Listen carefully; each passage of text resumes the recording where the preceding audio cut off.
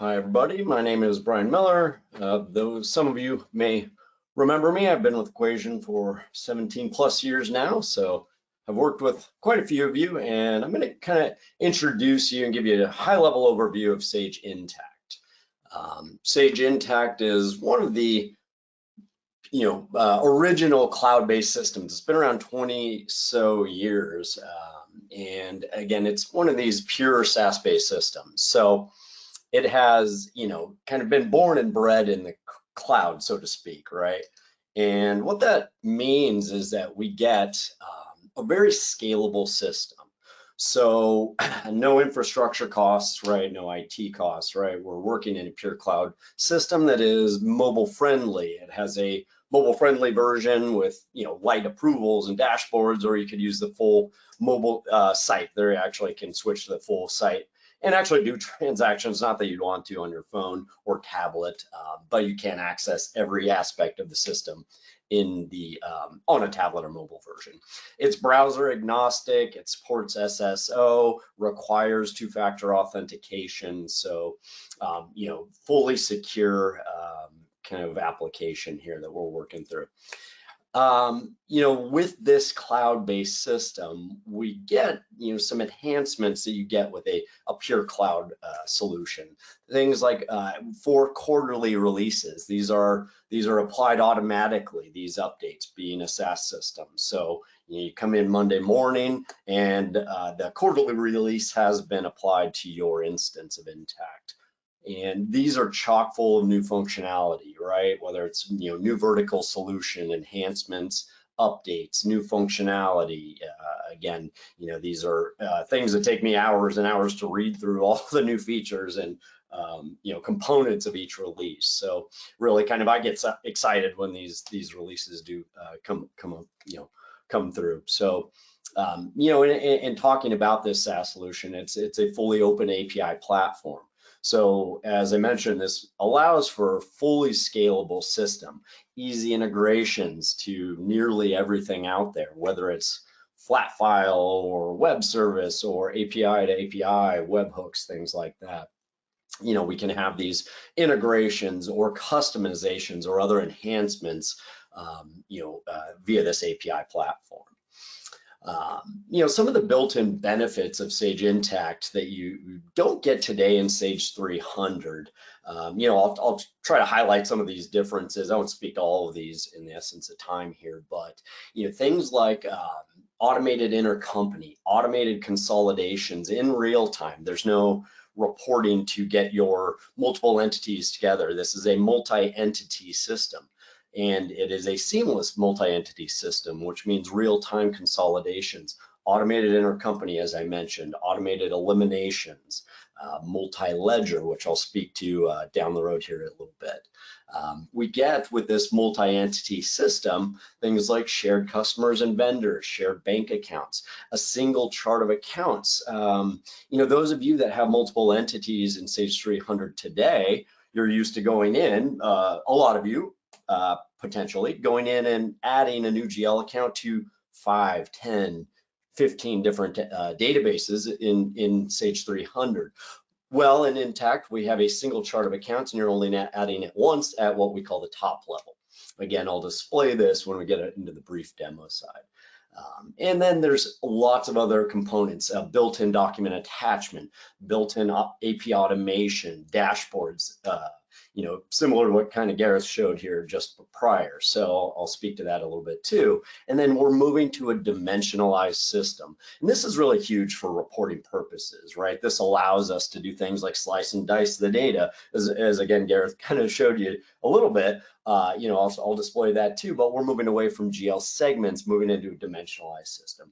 And then of course, artificial intelligence, machine learning, the buzzwords, right? Built throughout the system. Sage Intacct was way ahead of the curve here. They had this built in early on. And we're talking 2017, 2018, they were starting to build this in. So now they're just enhancing that more and more as we go along. Yeah. So some of the kind of built-in benefits I'll highlight here: native alerts, native validations, things we have called smart rules and smart events. These are triggers that can go out to send automated email notifications. These can do other actions in the system. Maybe I set up a custom field, and then I set up a custom trigger that goes and populates that custom field whenever XYZ transaction is posted. Things like that, right? Native document attachments everywhere, not just on transactions, but on records like vendors. You could have vendor contracts or W-9s or things like that as well.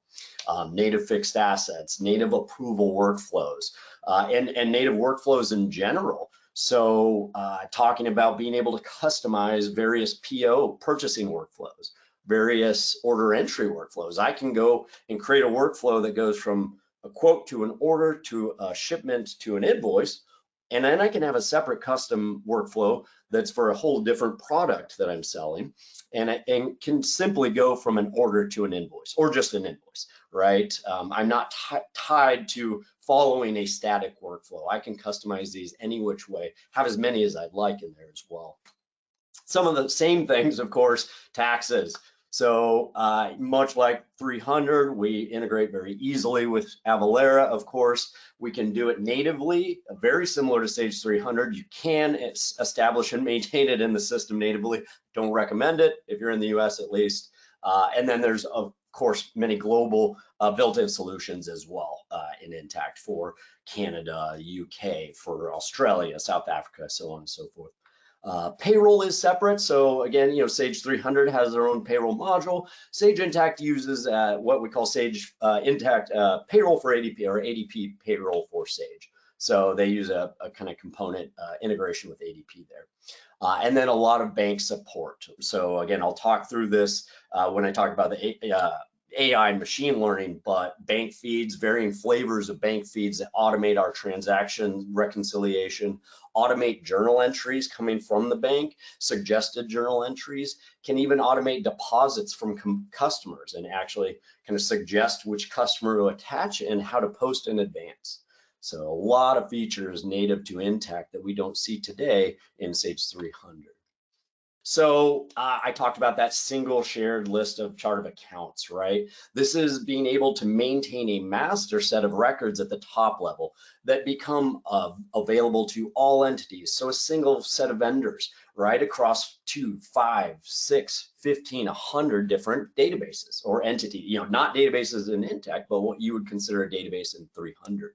So I have a single point of maintenance. Now I can restrict all of these, of course. I could say this vendor cannot be used in XYZ set of entities, right? Same with any of these items, customers, GL accounts, you name it, dimensions, right?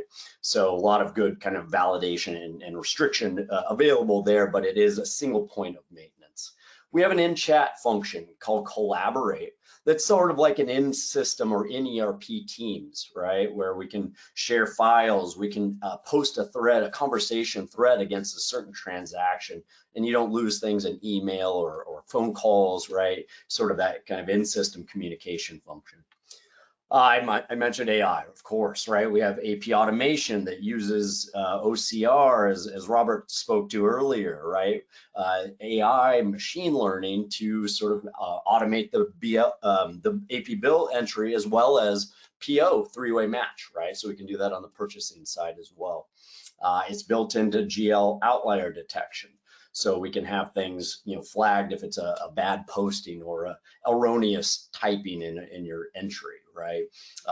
Talked about cash management. So automating the reconciliations daily, monthly, weekly, yearly, automating our suggested entries for bank fees or interest, right?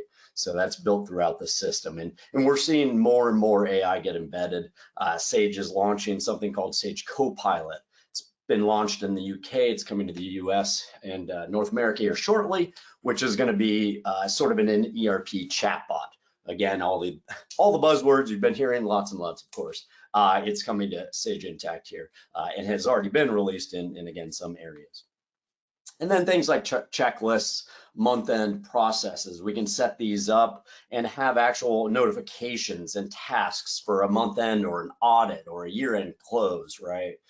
So again, we have a ways to sort of track and trace and have that traceability for our tasks in these month-end closes. And these are just a handful of items that we're kind of speaking to here, but again, I'm barely scratching the surface of some of the differences here. So with that, I'm going to go ahead and pause here, and we're going to switch to look at a quick video that's a customer case study on Intacct implementation.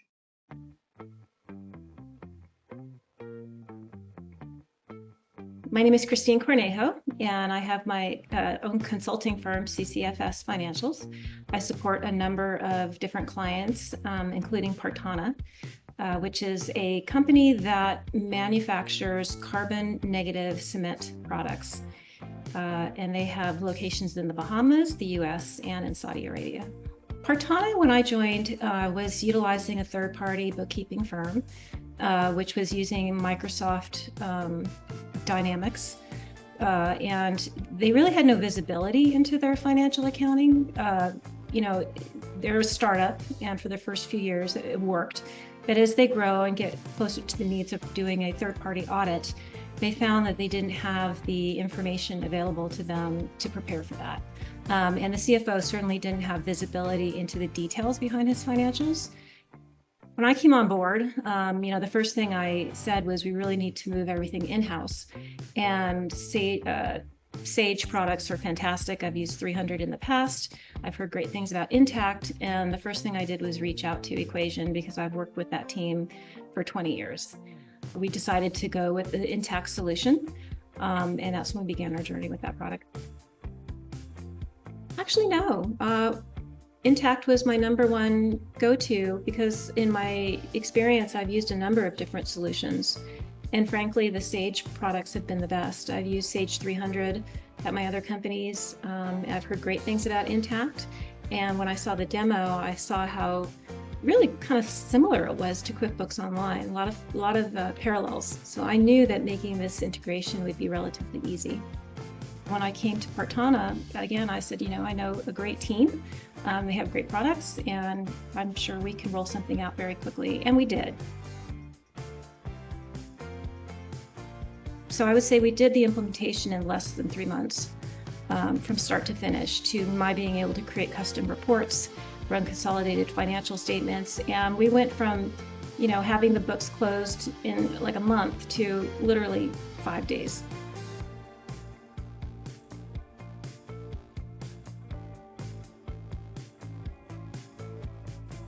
Very organized. What was new this time that I hadn't experienced with my prior companies was having a formal project manager with Warren. And so he made sure we were on track. It was a very disciplined, organized, systematic approach to rolling out this implementation. So he kept both me and Brian on target.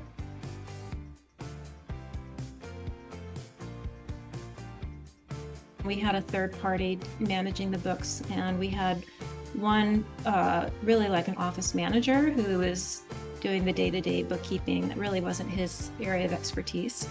The company was able to allow him to focus on what he's best at.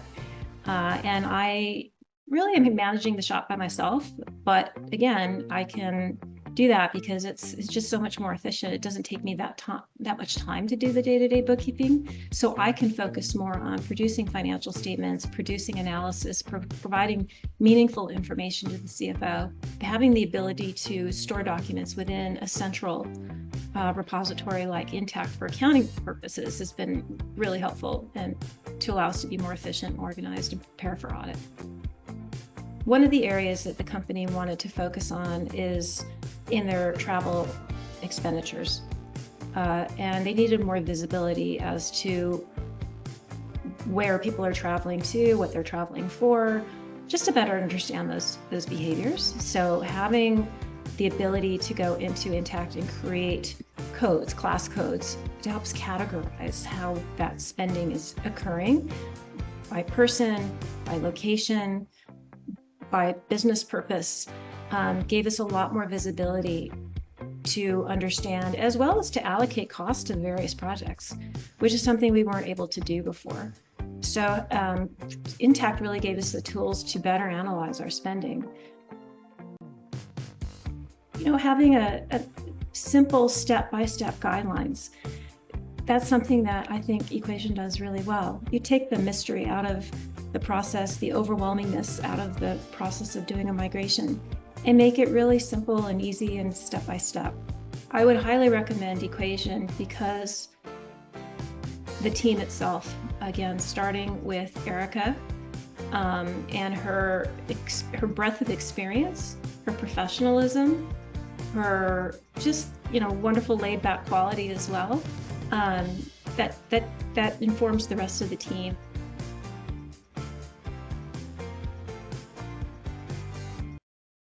All right, so hope you enjoyed that quick video, and but I'm just going to quickly dive in here to quick demo, very quick, high-level overview, just to give you a little quick flavor of it, Sage Intacct here.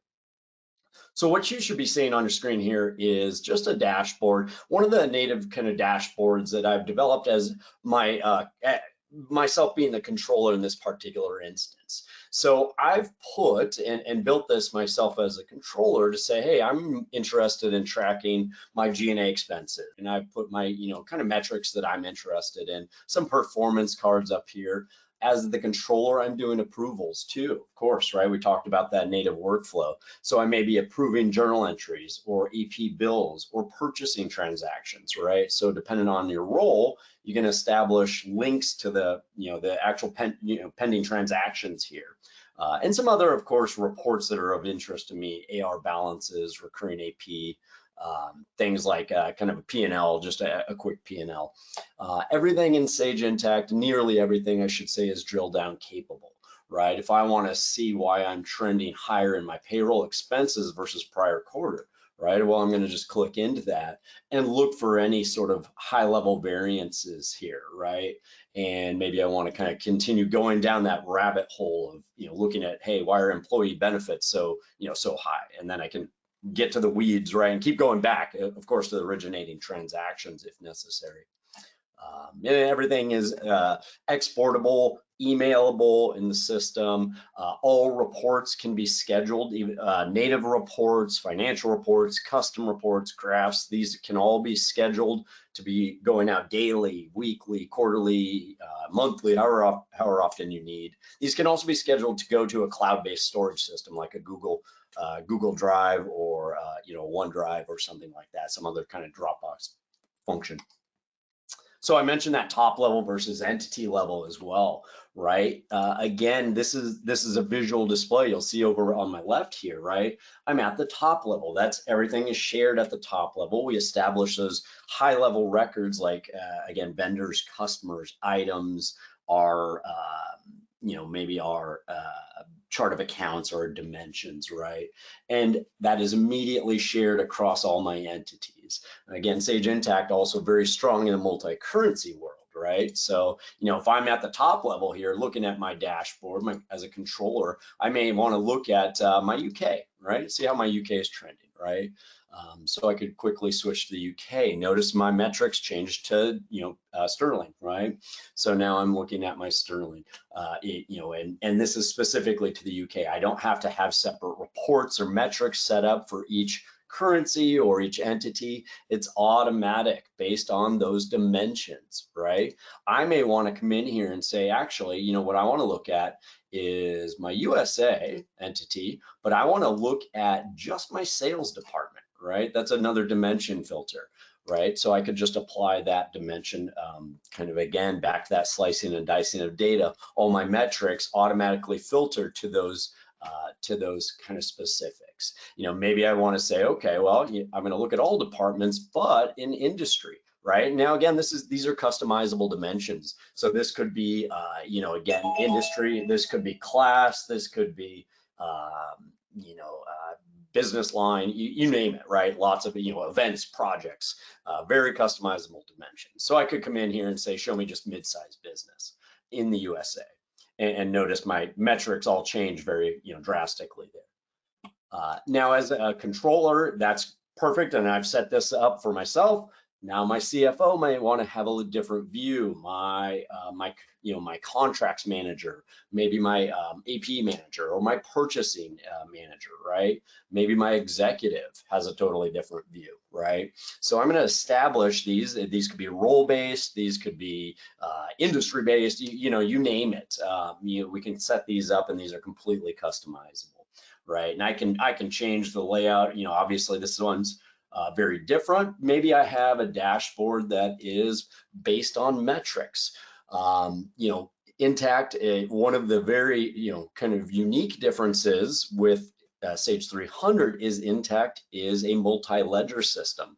So we can carry an accrual book, a cash book, eliminations book, a commitments book, maybe a management or board reporting book. And then what we can do is do what's called book stacking, right? So we can layer these books in and out on top of our normal fiscal period 1 through 12 metrics.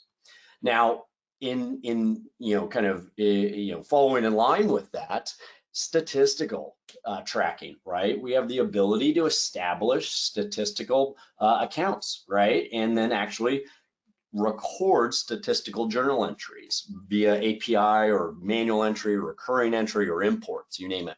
And in my dashboard you're seeing here, we're looking at computations that I can do that mix our financial and non-financial data. Average new monthly recurring revenue by customer, right? Well, that's a mix of our recurring revenue with our basically new customers, right? And this is a statistical metric in the system, right? There we go. There's our customer count month over month. And again, a lot of these metrics, customer churn, customer acquisition costs, things like this, these are all based on computations between both statistical and non-statistical metrics, our financial metrics. If you looked at my executive dashboard, I'll jump back to this. I've got a revenue per head count profit and loss.